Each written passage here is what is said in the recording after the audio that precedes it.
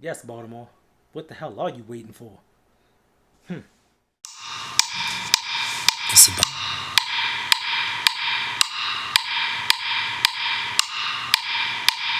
it's about that time. Here we come. Here we come. Here we come. Welcome back. It's your boy here once again, Ravens Online Ungatekeepers, with another video on my perspective with the Baltimore Ravens. But first off, let me stop and thank you all for subscribing to my channel. I'm up to 77 viewers. Never thought I'd make it this far, but I appreciate each and every one of you. And if you could just help me get those last 23 to make it to 100, I would gladly appreciate it. And I thank you. I thank you all. First, I would like to start off with Aaron Rodgers and his extension, his $200 million 50 per year extension. I don't know whether to thank him or be upset with him because all that's going to do is drive up Lamar's price. And Lamar deserves all the money that he gets. Get every penny you can, bro. Like, get what you can. But let's not go too far with it and kind of strap ourselves for cash. So I kind of put that on the Ravens because they could have signed him before if they'd offered him fair market. Now, once again, he's our quarterback, but he's also our leading running back. So you're leading in two positions. So I think he's worth a little bit more than I think that the Ravens were willing to dish out. Now, is he on Aaron Rodgers' status? Not yet. Is he worth 50 mil?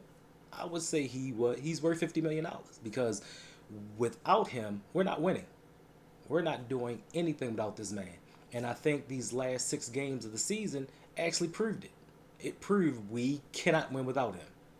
And we also need to give him what he needs to succeed. I cannot hammer that home anymore. Like, I can't keep saying it over and over. He needs that help to get him over that hump and to get us into that upper echelon of teams where we belong. Like, we have the players. We've had the players.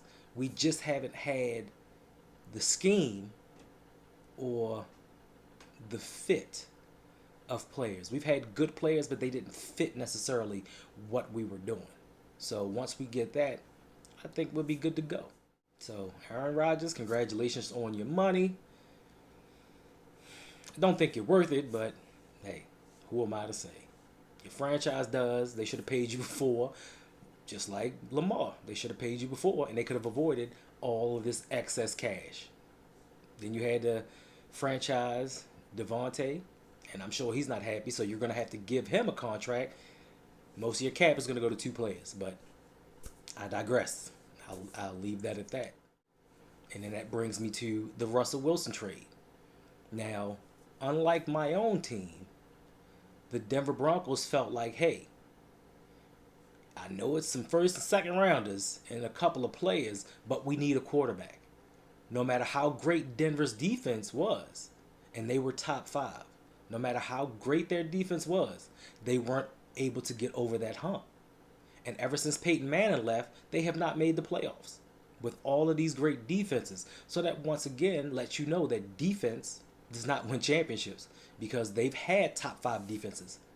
But the offense has stunk because of quarterback play. They've had the weapons on offense. Like, they got the receivers, they got the running backs. They've had all of this. They've even built up their offensive line to an extent, but they haven't had that quarterback. And they said, look, F them draft picks. We're going after the guy that we want. And the Ravens don't seem to do that. We seem to cherish having 15, 20 picks in a draft so we can pick 15, 20 special teams players. Like, it's not adding up. Go out and get who you want. Go out and get who makes this team better. That's something that we're not doing. And that also brings me to that raising up of the Denver Broncos up into the better teams. Like, they're up there with the Kansas Cities now. The hopefully, well, not hopefully, but possibly the Chargers. Justin Herbert's only going to get better, and they're going to bring pieces around him. So you have Kansas City, you have Cincinnati. Cincinnati's getting better. So we've already had trouble with teams keeping up with per se, and all they're doing is going out and getting better. Whereas we're still at that philosophy of right player, right price. And apparently we like dollar store shopping and thrift store savings. So we're not going out and getting those players that we need to get better. And we have progressively gotten worse since the 2019 season. And I hate to keep saying this over and over, but look at the people that we brought in. Like, we need to stop bringing in these aging veterans and get some young, impactful guys that are going to make this team better. And we're just not doing it. And we're falling behind. We're falling to the wayside. And because of this, I think that's another reason that Lamar hasn't signed yet. And now we have his $23 million fully on the cap books. Like, that $23 million hit is full charge to the cap. Whereas if they'd have done a better job of surrounding the talent during his rookie contract and in giving him the money that he needed, we'd already be a little bit closer to where we wanted to compete with these other teams in the AFC. Also, with the Seattle Seahawks, they released Bobby Wagner. Now, I know that Ravens fans, every time somebody gets released, ooh, he's a Raven. We need to go get him. Ooh, get this free agent. Let's go get this guy. Like, oh, he's been cut. I know he's not going to count against the compensatory picks, but even if he did, he's a player that we need to go out and get. Like, he's somebody that we need on this team. And people can say, oh, he's 31, but at 31 years old, he led his team with 170 tackles. A career year. So I don't think that the fall is going to be that great if he even falls, or if he even has a slippage in play. He's still better than our three linebackers combined. And people want to say, hey, he might bring up Patrick Queen. I hope so. Because Patrick Queen ain't it. He ain't it. And he needs help. I had high hopes for Malik Harrison. I hope he still comes around. But even though I like him, he's not there either. And Bobby Wagner is one of those guys that can help make our defense better. Just like when we got Darryl Smith. Like, he wasn't Ray Lewis, but he helped solidify the middle of this defense. And he held things together for a couple seasons. And Bobby Wagner can hold this team together for a couple of seasons until we get somebody to replace him. But going with the linebackers that we have now, it's not working. They can't tackle and they can't cover. So we need to bring in an impactful guy that's going to make a difference. We need that guy. So, hey, cut who you need to cut. Restructure who you need to restructure. But make room for him. Now, that's one less need that we need in this draft. Not to say we can't draft somebody in the later rounds or even in preceding drafts afterwards. But we don't have to go high up and get this linebacker because everybody feels like we still need to go defense. But we don't. Get this player. Build around. Draft for the future. Stop having to keep reoccurring picks. Like, if you felt like Patrick Queen was that dude, why are we talking about we still need another linebacker? If you felt like Adafe Owe was that pass rusher, why are we still talking about we need an edge for pass rush? It's not making sense. Like, we can't just keep drafting the same guys over and over and over again and hoping that one hits. Go out and get that guy that actually is that guy. That you know is going to make that splash play. That's going to make a difference at the end of a game. When we need a play to be made, he's going to be there. Not I hope he has the potential, his upside, his ceiling. We don't need that. We need somebody that we know can play. That's all I'm saying. Next up, we have the Baltimore Ravens reunion tour, where people have speculated that we should bring back Zadarius Smith, Hayden Hurst, and Ryan Jensen. Now, I do agree that we should go after Ryan Jensen. We need a center. And Ryan Jensen was that one dude that's a dog. Like, dude would fight anybody. Like, you got too close to Flacco, dude was in your face, ready to throw down. And we need some nastiness on this team, especially on the offensive line. So I say, look, I don't care, $7-8 mil, if that's what he wants per season, you give it to him. you give it to him. Unless you have a plan outside of him to get a center, you need to bring him back. And we already know what he's about. We already know that he can play.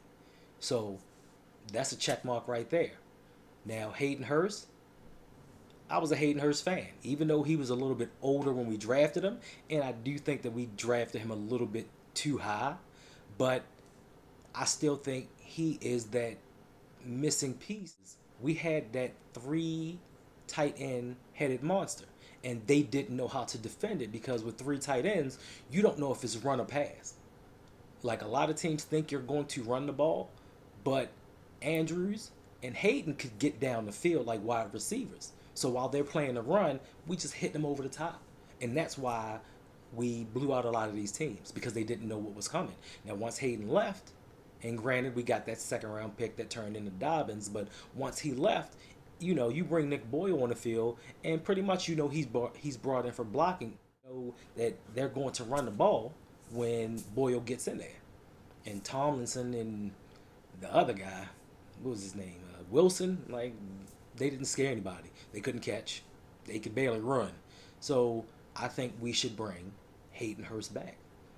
Like, I think I hate to say it, he's matured a little bit and knows, hey, I may not be this number 1 tight end that I thought I was, and just believing he's going to go to another team and ball out and get all these balls thrown and be another Travis Kelce. It didn't happen.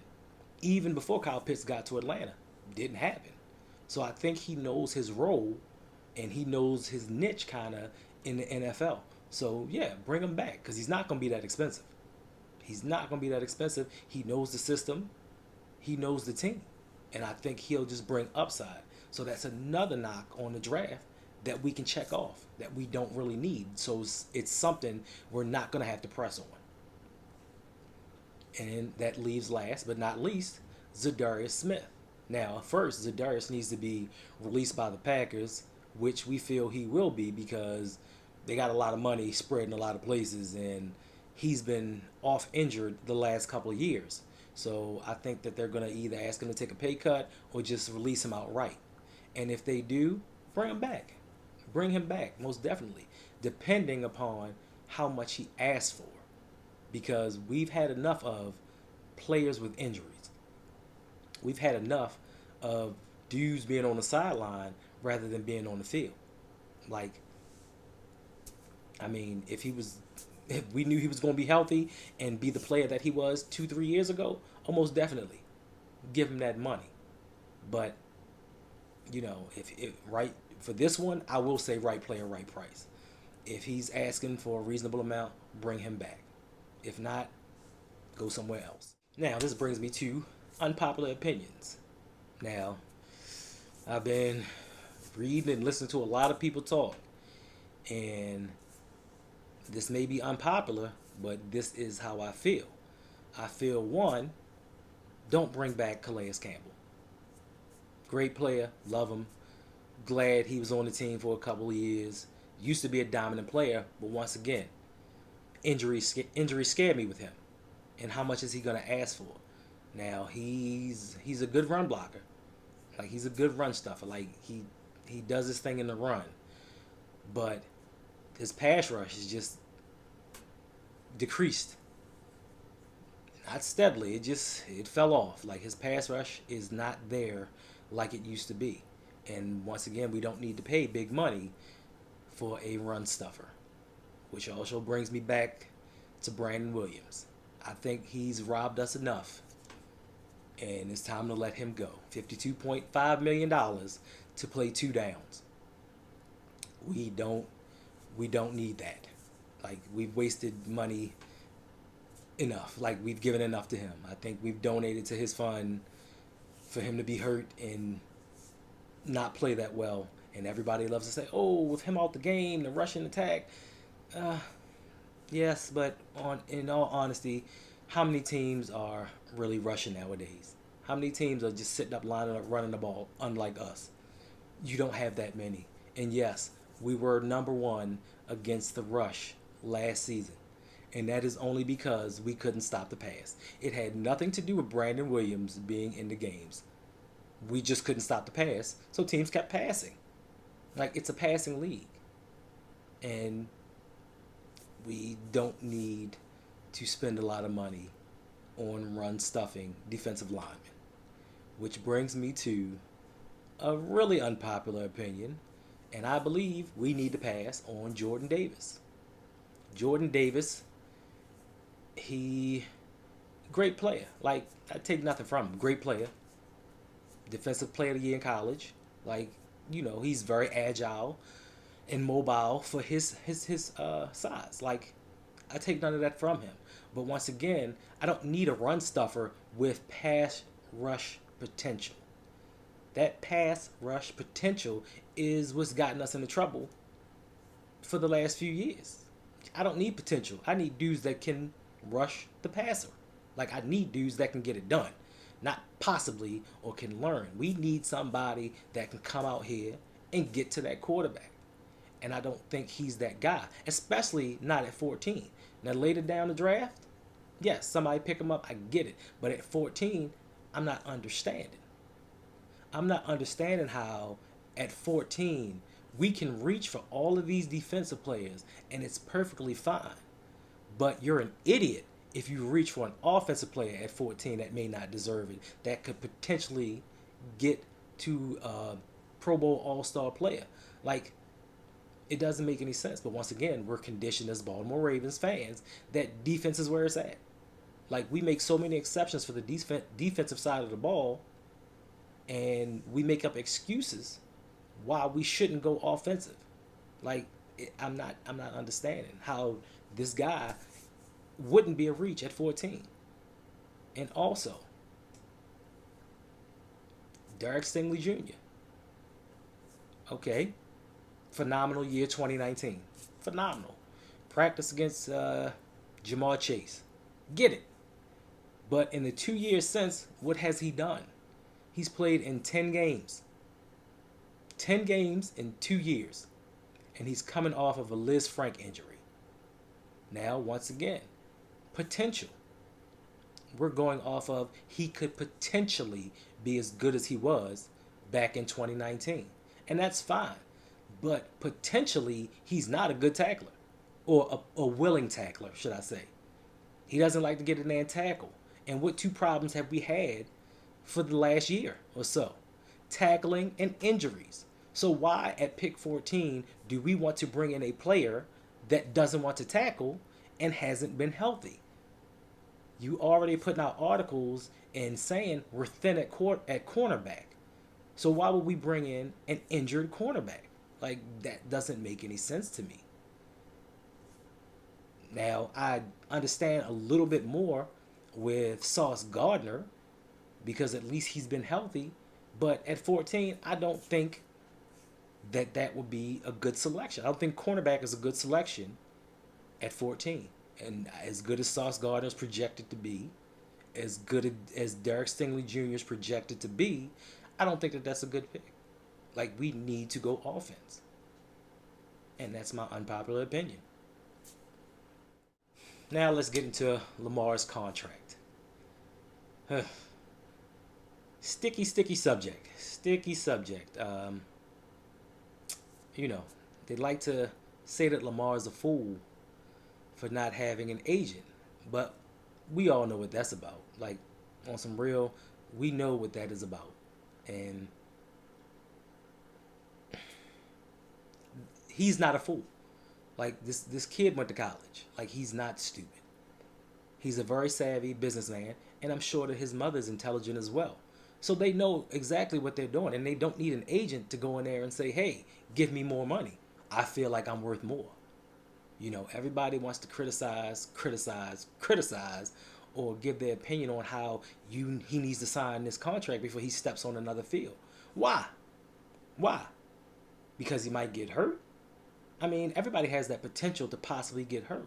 But didn't Dak Prescott get hurt?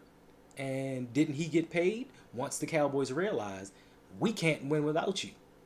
So regardless if Lamar gets hurt or not, he's going to get his money. And if it's not from Baltimore, someone will sign him to up to $50 million a year. There is a fledgling franchise that has been down on their luck and they need something to bring back fans. And Lamar brings in the fans, as well as brings in excitement and brings in the wins. So who wouldn't pay him? So stop saying he's a fool for not having an agent and accepting any deal that's given to him, because he knows his worth. He knows what he deserves.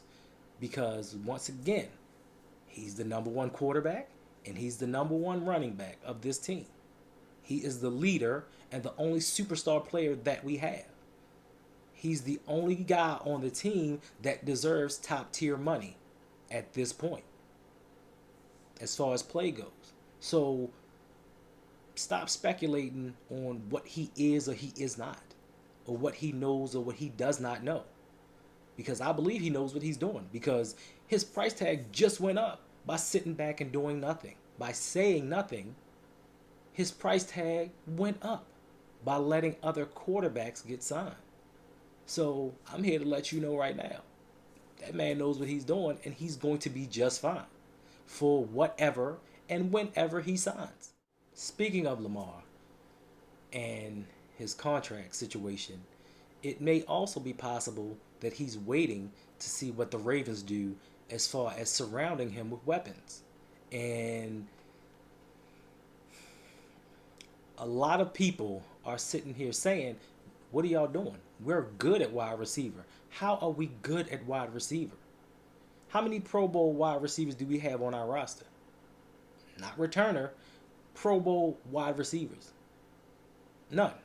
How many All-Pro wide receivers do we have? None. So how are we good at wide receiver?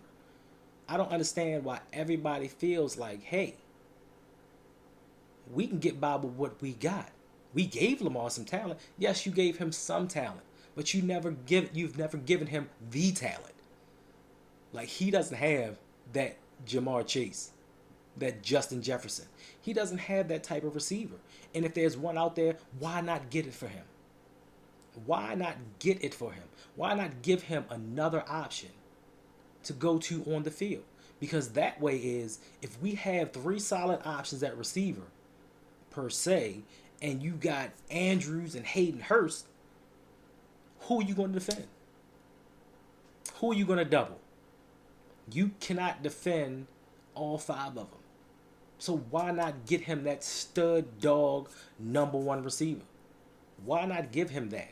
I think he deserves it. I think he deserves to have that player that, hey, something's breaking down. I know I can go to him. I know I can throw it up and he's going to go get it. Why not get him that? Why do these other quarterbacks deserve all of these weapons? And some of them for nothing. Like second and third round picks. Like Stephon Diggs, DeAndre Hopkins. We should have had him. We should have gave Lamar everything he needed. But no, we got Hollywood. And I love Hollywood. But he is not Tyreek Hill. I love Rashad Bateman. But he's not T. Higgins. So why not bring in that third guy that can be that number one, so we can spread the field out even more? So we can stop running this predictable offense and get out here and win some playoff games. I wanted to talk about Project Pat. Pat Ricard. Now, I know he's a fan favorite. I get that. But for some reason, Ricard feels like he deserves a pay raise. Now, what did he make? 6 mil? 7 mil? In total the last couple years? And I think for a fullback, that is a pay raise. Like, come on, bro. I don't know how many teams you think utilize a fullback, but it's not that many. And we gave you that opportunity, and now you want to break the bank at your position. Like, I get it. I mean, I'm all for players getting all the money that they can. Like, you go out there and get as much money as you can throughout your career. But I'm here to tell you, not here. Not here. And it's not that I don't want to see us pay you that money. I want to see a philosophical change as far as offense goes. I want a change where my fullback isn't running as a slot receiver. I don't get that. I don't get how you line a 300 and something pound man up out in the slot running routes. Like I just feel like we need to phase a fullback out of our system, out of our route tree, out of our concepts and designs. I just feel like we need to move on from a tight end to make us do something else in the passing game. And as big as he was, his blocking was a little suspect. Like as far as fullbacks go, he wasn't the best blocker. And for him to think he deserves 8-9 million a year as a fullback, I can't do it. I can't do it. And I just feel like he needs to move on to whatever team that is that's going to give him that money. Hey, maybe San Francisco will have him and Juszczyk back there together. Or he can be Juszczyk's replacement. I don't know. But we need to move on from this fullback ingrained offensive system. Like it was said in the beginning, what the hell are we waiting for? So we have 3 players, Miles Boykin, Ben Powers, and Sam Cook. Now I know that they are all favorites, especially Sam Cook. Like I get it, but his play has declined over the last couple of years dramatically. Like his net average has gone down dramatically. And with those 3 being cuts, we could save $7 million. And that's $7 million that we can add to the cap to actually go and get someone else.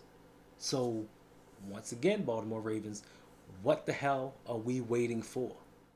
Okay, last but not least, Tay and Abe. So, Tavon Young has been released to save $5.8 million in cap room.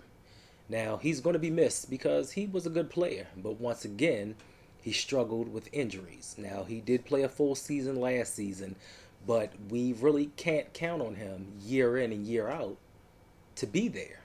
Like, he's just not available.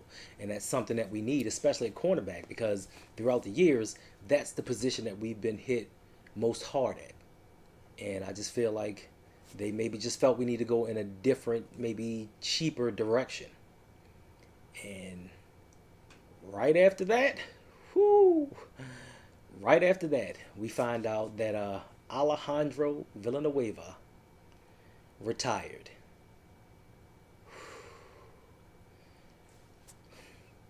I couldn't have got any better news. But he's retired rather than be fired. And that is one way that our team actually gets addition by subtraction. We actually got better by him leaving. And I wish him the best of luck in retirement. I salute you. Find another team. Find a rec league. Do some TV. Anything but be a part of this roster. Anything that makes you happy. Anything that keeps you from deciding during the offseason, look, I think I might want to return to football. Whatever leads you away from my team, do it. Do it. Do what your heart desires. Do it. Just stay away. Stay away. Thank you all for listening. Subscribe, like, comment, hit that notification bell. Just ring it. So when I bring up a new video, you'll be notified. All right, y'all. Peace. It's about